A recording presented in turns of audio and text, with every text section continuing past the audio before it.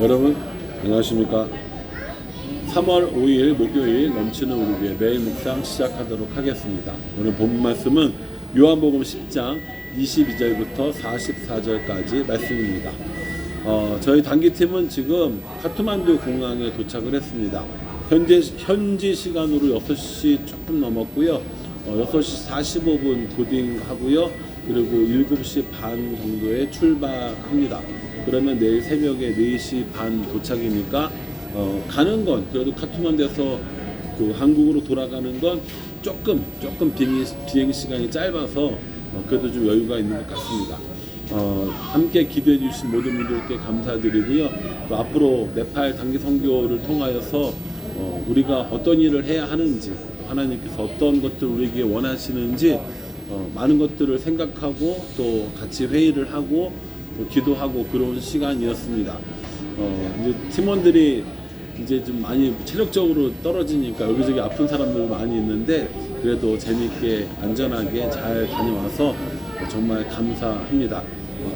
마지막 돌아가는 시간까지 긴장 풀지 않고 좋은 마음으로, 즐거운 마음으로 잘 다녀오도록 하겠습니다. 오늘 본문 말씀은 이제 요한복음 10장 22절부터인데요.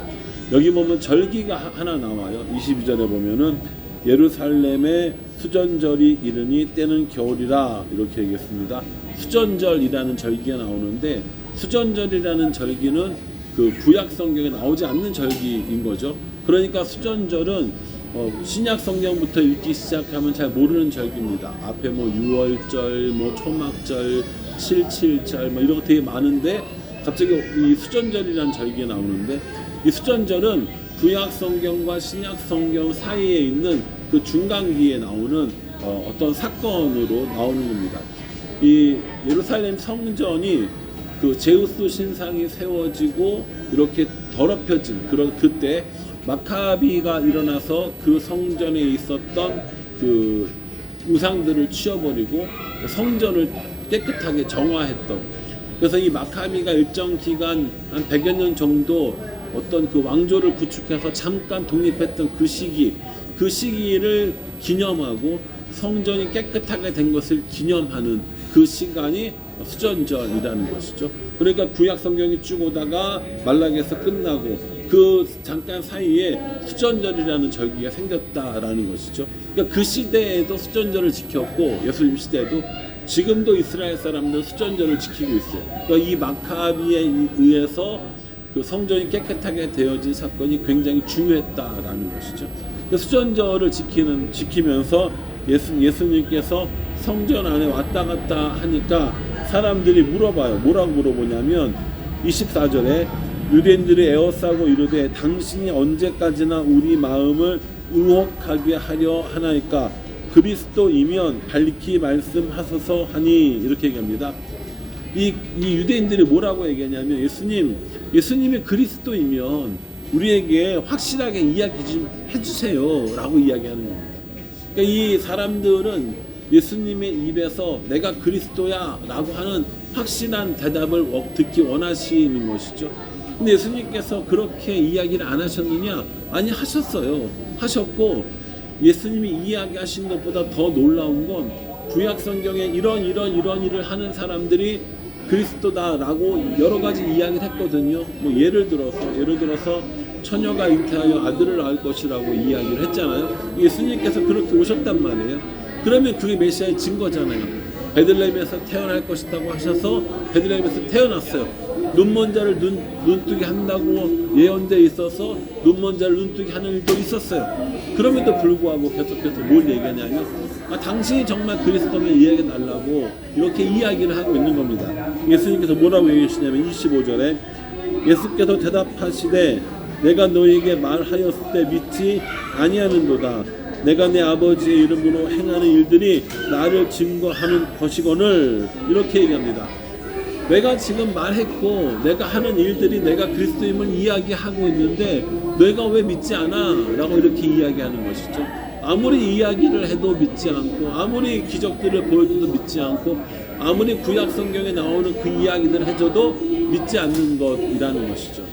여러분, 우리도 이 네팔 가운데 이제 복음을 전하러 왔잖아요.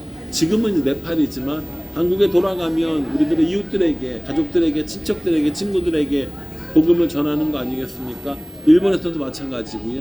아무리 전해도 믿지 않아요. 아무리 전해도 이야기에 귀 기울이지 않아요. 아무리 전해도 그것이 아니라고 하는 것이죠.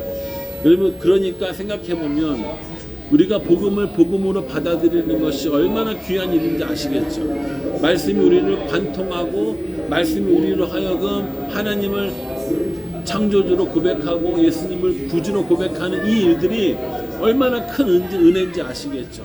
말씀이 말씀으로 믿어지는 은혜, 하나님이 창조주로 믿어지는 은혜, 예수님이 우리의 구원자로 믿어지는 은혜, 우리가 그 은혜를 누린 거라고. 예수님께서 뭐라고 얘기하시냐면은 너희가 이렇게 믿지 않는 이유가 뭔지 알아? 라고 하시면서 26절에 너희가 내 양이 아니므로 믿지 아니하는도다 라고 이렇게 이야기합니다.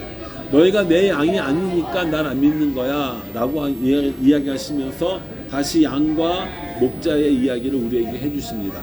너희는 내 양이 아니기 때문에 믿지 않지만 내 양은 아버지 손에서 빼앗을 자가 없다라고 이야기해 주시는 거예요.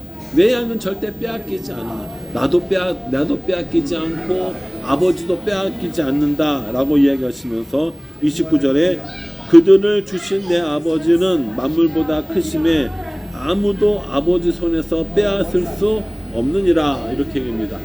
예수님 안에서 하나님 안에서 양된 우리를 빼앗을 수 있어요, 없어요? 없다라는 거예요. 너희는 나의 양이고 너희는 아버지의 양이고 내 안에서 아버지 손에서 빼앗을 수가 없어 라고 얘기하십니다. 그러면서 뭐라고 얘기하시냐면 결정적으로 30절에 나와 아버지는 하나이니라 이렇게 말씀하십니다. 보세요. 나의 손에서도 양을 빼앗을 수가 없고 아버지의 손에서도 양을 빼앗을 수가 없고 그럼 뭡니까? 나와 아버지는 하나가 되는 거 아니겠습니까? 이 이야기를 들은 사람들이 어떻게 반응해요? 이제 정말 본격적으로 예수님을 죽이고 싶어 하는 겁니다.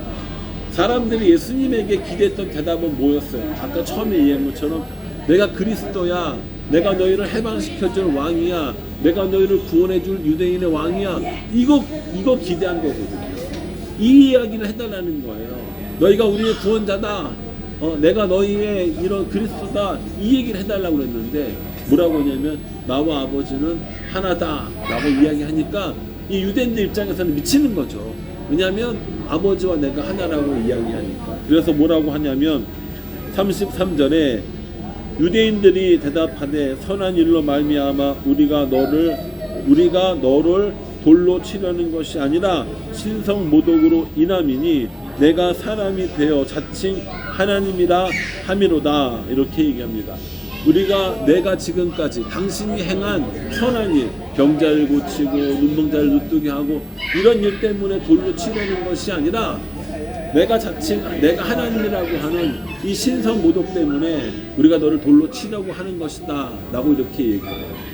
여러분, 예수님께서 지금까지 보여주신 많은 일들 아시죠?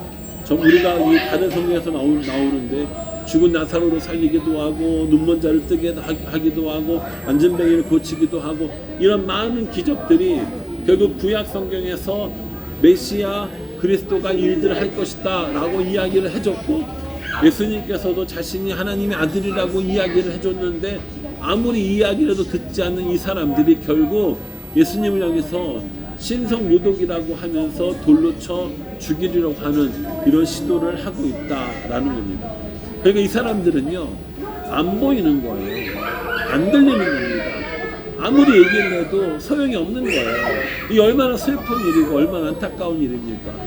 들어도 듣지 못하고 보아도 보지 못하고 알아도 믿지 못하는 이 사람들의 이런 마음 때문에 결국 이들은 예수님을 돌로 쳐 죽이려고 하는 시도를 하고 있다라는 겁니다. 사랑하는 성도 여러분, 이쯤 되면 우리가 하나님을 믿는 것이 얼마나 큰 은혜인 줄 알겠죠. 여러분 생각해 보십시오. 예수님의 기적들을 봤어요. 예수님의 말씀들을 들었어요. 그래도 믿지 않잖아요. 우리도요, 성경 우리에게 주셔서 하나님을 완벽하게 계시해 주셨습니다. 예수님이 누군지 우리에게 완벽하게 알려주셨습니다. 그 성경을 읽고 이 성경을 아는 사람들조차도 하나님으로 여기지 않고 예수님을 구원자로 여기지 않는 일들이 우리 가운데 일어나고 있다라는 겁니다. 그러니 우리에게 믿음을 주신 하나님의 은혜가 얼마나 큰지, 우리로 하여금 예수님을 주로 고백하고 하도록 한 이 은혜가 얼마나 큰지 깨달으면서 우리가 먼저 믿었으니, 우리가 먼저 깨달았으니, 우리가 먼저 구원 얻었으니 다른 사람들에게도 복음을 전하는 일들이 있고 다른 사람들에게도 예수님이 구원자라고 고백하는 그런 은혜가 있도록 기도하는 일이 우리가 해야 될 일이 아닌가라는 생각을 해봅니다. 네팔 땅에서도 일본 땅에서도 아니 한국에 돌아가서 우리들의 이웃과 친구와 우리들 주변 사람들에게도 복음 전하는 일에 우리가 이런 안타까운 마음을 가지고 영혼들을 긍휼히 여기는 마음을 가지고 하나님의 은혜에 감사하는 마음을 가지고 복음 전하며 살아간다면 얼마나 좋겠는가 하는 생각을 한번 해봅니다. 복음 전하는 일이 얼마나 어려운지 네팔 땅에 오면 더 알게 됩니다. 조심해야 되고 사람들의 눈을 피해야 하고 신고당하면 어떻게 해야 되나 걱정해야 하고 언어의 장벽을 느끼고 일본 땅에서도 마찬가지죠. 사람들에게 폐를 끼치면 안 되는 그들의 문화, 사람들이 섬기고 있는 그 많은 수없이 많은 우상들, 여전한 언어의 장벽들, 이런 거 생각하면 우리가 한국에서 복음을 전하는 일들, 우리들 주변 사람들에게 복음을 전하는 일들, 이게 참 얼마나 소중한가를 다시 한번 깨닫게 됩니다. 그리고 우리가 하나님을 먼저 믿은 것이 얼마나 큰 은혜인지, 우리가 먼저 하나님을 알게 된 것이 얼마나 큰 사랑인지 다시 한번 생각해 보게 됩니다. 그러니 우리 말씀 기억하면서 저 여러분들의 삶 가운데 하나님께서 우리에게 먼저 하나님의 은혜를 주셨고 구원의 기쁨을 알게 하셨으니 그 구원의 기쁨 누리며 살아가고 다른 사람들에게 복음을 전하는 사람들로 살아가기를 다짐하는 우리 모두가 되었으면 정말 좋겠습니다. 네팔에서뿐만 아니라 일본에서뿐만 아니라 우리들의 가족들에게, 친척들에게, 이웃과 친구들에게 복음을 전하는 사람으로 살아서 교회의 성도들이 많아지는 것이 기뻐지는 것이 아니라 복음이 더욱더 확장되어지는 것, 하나님 나라가 더욱더 만들어지는 것, 그래서 구원받는 백성들이 더 많아지는 것, 이것이 우리들의 기쁨이 되고 우리 교회의 기쁨이 되는 그런 일들이 있었으면 정말 좋겠습니다. 단기성교팀을 위해서 기도해 주셔서 감사하고요. 또 우리들 주위에 복음을 전해야 될 많은 사람들에게 함께 복음을 전하며 하나님 나라를 확장하는 성도, 하나님 나라를 확장시키는 그런 교회가 되기를 주님의 이름으로 축복합니다. 기도하겠습니다.